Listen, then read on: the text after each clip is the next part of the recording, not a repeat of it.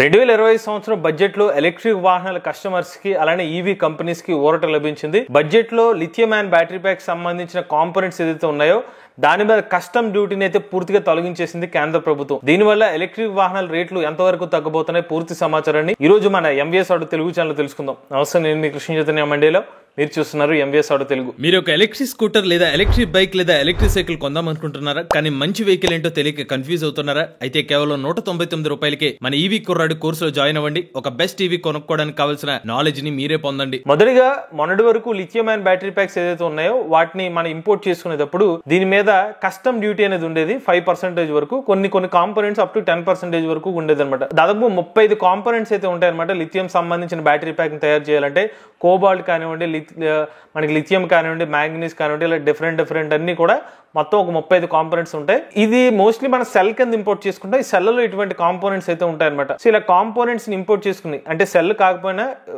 రా మెటీరియల్స్ ని ఇంపోర్ట్ చేసుకుని ఇండియాలో సెల్ తయారు చేద్దాం అనుకున్న వాళ్ళకి కూడా మనకి ఈ ఇంపోర్ట్ డ్యూటీ అనేది అడిషనల్ గా పడేది. దానివల్ల ఈవీ వెహికల్ సంబంధించిన ఓవరాల్ కాస్ట్ అనేది పెరిగేది అనమాట. ఈ పర్టికులర్ కస్టమ్ డ్యూటీని ఓవరాల్ గా 5% కూడా తొలగించడం ద్వారా ఎంతంత ప్రైస్ తగ్గుతుందో ఒకసారి మనకి చిన్న క్యాలిక్యులేషన్ అయితే వేద్దామండి. ప్రజెంట్ మనకి ఎలక్ట్రిక్ 2-వీలర్ ఒక ఎలక్ట్రిక్ స్కూటర్ కి 1 కిలోవాట్-అవర్ బ్యాటరీ ప్యాక్ ని ఎగ్జాంపుల్ గా తీసుకుంటే కనుక 1 కిలోవాట్-అవర్ కి 20,000 రూపాయల వరకు ఖర్చు అవుతుంది మనకి మంచి క్వాలిటీ సెల్స్ అవుతే. సో 1 కిలోవాట్-అవర్ కి 20,000లో ఒక 5% అంటే 1,000 రూపాయలు అనమాట. సో ఇలాగా ఒక ఎలక్ట్రిక్ స్కూటర్లో మినిమం ఒక 100 కిలోమీటర్ రేంజ్ ఇచ్చే స్కూటర్ కావాలంటే ఒక 3 కిలోవాట్-అవర్ వరకు బ్యాటరీ ప్యాక్ అయితే యూజ్ చేస్తున్నారు. అంటే 3 కిలోవాట్-అవర్ బ్యాటరీ ప్యాక్ ఉంటే కనుక ఆ పర్టికులర్ స్కూటర్ ఓవరాల్ కాస్ట్ మీద 3,000 రూపాయలు తగ్గుతుంది. అదే 4 కిలోవాట్-అవర్లు ఉంటే 4,000 రూపాయలు తగ్గుతుంది. సో ఇది స్కూటర్స్ కానివ్వండి, బైక్స్ కానివ్వండి, 2-వీలర్స్ కానివ్వండి, ఎటువంటి వెహికల్ అయినా లిథియం బ్యాటరీ ప్యాక్స్ ఉంటాయి కనుక దాని యొక్క కిలోవాట్-అవర్ కి నేను యావరేజ్ గా చెప్తున్నాను, కిలోవాట్-అవర్ లెక్కన ఒక 1,000 రూపాయల వరకు తగ్గుతుంది. బట్ ఇది మేజర్ అడ్వాంటేజ్ చూసుకున్నట్లయితే ఎలక్ట్రిక్ కార్ యూజర్స్ కి అయితే మేజర్ అడ్వాంటేజ్ కింద అవుతుంది అనమాట. ఎందుకంటే వాళ్ళు మన ఎలక్ట్రిక్ కార్ తీసుకుంటే కనీసం ఒక 250-300 కిలోమీటర్ రేంజ్ ఇచ్చే కార్స్ ఏదైనా కూడా 30 కిలోవాట్-అవర్ వరకు బ్యాటరీ ప్యాక్ కెపాసిటీ అయితే యూజ్ చేస్తున్నారు. సో 30 కిలోవాట్-అవర్లు అంటే 30,000 రూపాయల వరకు ఆ పర్టికులర్ ఓవరాల్ ఎలక్ట్రిక్ కార్ యొక్క రేట్ మీద తగ్గుతుంది అనమాట. సో 30,000 రూపాయలు అనేది ఒక 10 lakhs పర్టికులర్ ఆ ప్రైస్ సెగ్మెంట్ లో చూస్తే కొంచెం పెద్ద అమౌంట్ కింద కనిపిస్తుంది కదా. సో అదే ఒకవేళ 50 కిలోవాట్-అవర్ బ్యాటరీ ప్యాక్ అంటే కనుక ఒక 50,000 రూపాయలు తగ్గుతుంది. బట్ 50 కిలోవాట్-అవర్ వరకు బ్యాటరీ ప్యాక్ యూజ్ చేశారంటే ఆ కార్ రేట్ దాదాపుగా 20 లక్షల రూపాయల వరకు పైన ఉండే అవకాశం ఉంటుంది. కాబట్టి కనీసం ఒక 10 లక్షల రూపాయలు, 12 లక్షల రూపాయల ప్రైస్ సెగ్మెంట్ లో అయితే ఒక 30 కిలోవాట్-అవర్లు, 32 కిలోవాట్-అవర్ బ్యాటరీ ప్యాక్ ప్రకారంగా చూసుకున్నా ఒక 30,000 రూపాయల నుంచి 32,000 రూపాయలకు తగ్గే అవకాశం ఉంది. నేను ఇది కేవలం బ్యాటరీ సంబంధించిన కాంపోనెంట్ సంబంధించిన డ్యూటీ ఏదైతే ఉందో దాని ప్రకారం చెప్తున్నా. బట్ ఇక్కడ ఏమవుతుందంటే ఒక ఎలక్ట్రిక్ వెహికల్ సంబంధించిన కంపెనీ వాళ్ళు ఓవరాల్ కార్ ని తయారు చేసిన తర్వాత ఓవరాల్ వెహికల్ మీద జిఎస్టీ వేస్తారు. సో ఇప్పుడు మీకు ఇంపోర్ట్ డ్యూటీ బ్యాటరీ ప్యాక్ మీద తగ్గింది కాబట్టి ఓవరాల్ వెహికల్ కాస్ట్ కూడా తగ్గుతుంది. కాబట్టి దాని వల్ల జిఎస్టీ కూడా తగ్గుతుంది కంపెనీస్ కి. సో అలా కూడా కొంచెం ట్యాక్స్ బెనిఫిట్ అది ఎలక్ట్రిక్ వెహికల్ కస్టమర్స్ కి వచ్చే అవకాశం ఉంది. అంటే ఓవరాల్ వెహికల్ కాస్ట్ మీద కూడా కొంచెం తగ్గుతుంది అనమాట. So battery pack overall vehicle మీద దాని మీద జిఎస్టీ వేస్తున్నారు కదా. ఇప్పుడు బ్యాటరీ మీద తగ్గిపోవడం వల్ల వెహికల్ కాస్ట్ తగ్గుతుంది కాబట్టి దాని మీద మళ్ళీ అడిషనల్ జిఎస్టీ ఏదవుతుందో అది కూడా తగ్గుతుంది అనమాట. అది కూడా కొంచెం అమౌంట్ ఉండే అవకాశం ఉంటుంది. సో మేజర్ రిలీఫ్ చూసుకున్నట్లయితే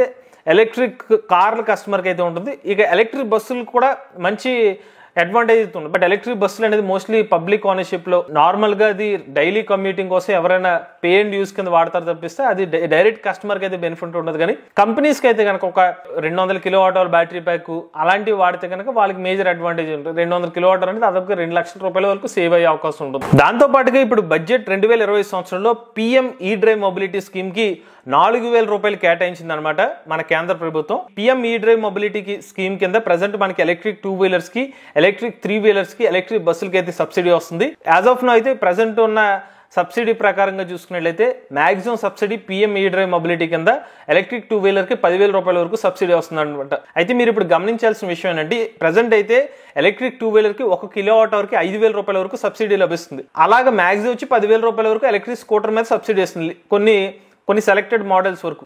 ఇది పర్టికులర్ పిఎం ఈ డ్రైవ్ మొబిలిటీ స్కీమ్ కి ఎలిజిబిలిటీ ఉన్న మోడల్స్ కి. కానీ 2025 సంవత్సరం ఏప్రిల్ 1వ తారీఖు నుండి ఈ పర్టికులర్ సబ్సిడీ ఏదైతే ఉందో ఎలక్ట్రిక్ 2-వీలర్ కి 2,500కి తగ్గిపోతుంది అనమాట. సో మరొకసారి ఏప్రిల్ నెలకు వచ్చేసరికి ఎలక్ట్రిక్ 2-వీలర్ యొక్క రేట్లు పెరిగే అవకాశం ఉంటుంది. కారణం పిఎం ఈ డ్రైవ్ స్కీమ్ ఏదైతే ఉందో ఈ పర్టికులర్ స్కీమ్ ప్రతి సంవత్సరం కూడా కొంత అమౌంట్ తగ్గిస్తూ వస్తున్నారు. ఇది చాలా మందికి గుర్తుండకపోవచ్చు, మరొకసారి మీకు గుర్తు చేస్తున్నాను. అలానే కార్గో ఎలక్ట్రిక్ 3-వీలర్స్ ఎవరైనా కొందాం అనుకుంటే దానికి సంబంధించిన సబ్సిడీ కూడా తగ్గిపోతుంది. మాక్సిమం ఇప్పుడు 25,000 రూపాయల వరకు లభిస్తుంది. అది ఎప్పుడు నుంచి అంటే ఏప్రిల్ 2025 సంవత్సరం నుంచి. మోస్ట్లీ ఇప్పుడు యాజ్ ఆఫ్ నౌ ఎవరైతే ఎలక్ట్రిక్ 2-వీలర్స్ 3-వీలర్స్ తీసుకుందాం అనుకుంటే ఇది మంచి టైం అనమాట. ఎందుకంటే మరొకసారి ఏప్రిల్ 1వ తారీఖు నుంచి మళ్ళీ కేంద్ర ప్రభుత్వం కొంత సబ్సిడీ తగ్గిస్తుంది కాబట్టి దానివల్ల ఏమైనా ప్రైస్ ఇంపాక్ట్ జరిగే అవకాశం, మరింత ప్రైస్ డిఫరెన్స్ అయితే మార్జిన్ ఉండకపోవచ్చు. హార్డ్లీ ఉంటే 5,000 అలాగైతే ప్రైస్ అనేది డిఫరెన్స్ వస్తుంది. బట్ 3-వీలర్ కి అయితే మేజర్ డిఫరెన్స్ వచ్చే అవకాశం ఉంది. 50,000 కాస్త ఒక 25,000 రూపాయల వరకు ప్రైస్ వేరియేషన్ వచ్చే అవకాశం ఉంది. అలానే పిఎం ఈ బస్సు సంబంధించిన స్కీమ్ కి అయితే 1,300 కోట్ల రూపాయల వరకు కేటాయించడం జరిగింది. అంటే మోస్ట్లీ భారతదేశ వ్యాప్తంగా మేజర్ సిటీస్ లో ఎలక్ట్రిక్ బస్సులు ప్రోత్సహించాలనే ఉద్దేశంతో కేంద్ర ప్రభుత్వం అయితే ఈ పర్టికులర్ ఇన్సెంటివ్స్ అయితే ఆఫర్ చేస్తుంది ఎలక్ట్రిక్ బస్సులు తయారు చేసే కంపెనీస్ కి. చివరికి ఎలక్ట్రిక్ బస్సులకు కూడా సబ్సిడీలు ఎలా ఇస్తున్నారంటే ఒక 2 కోట్ల రూపాయల ఎక్స్షోరూమ్ కాస్ట్ వరకు ఎలక్ట్రిక్ బస్సులకి అయితే సబ్సిడీ ఇస్తున్నారు అనమాట.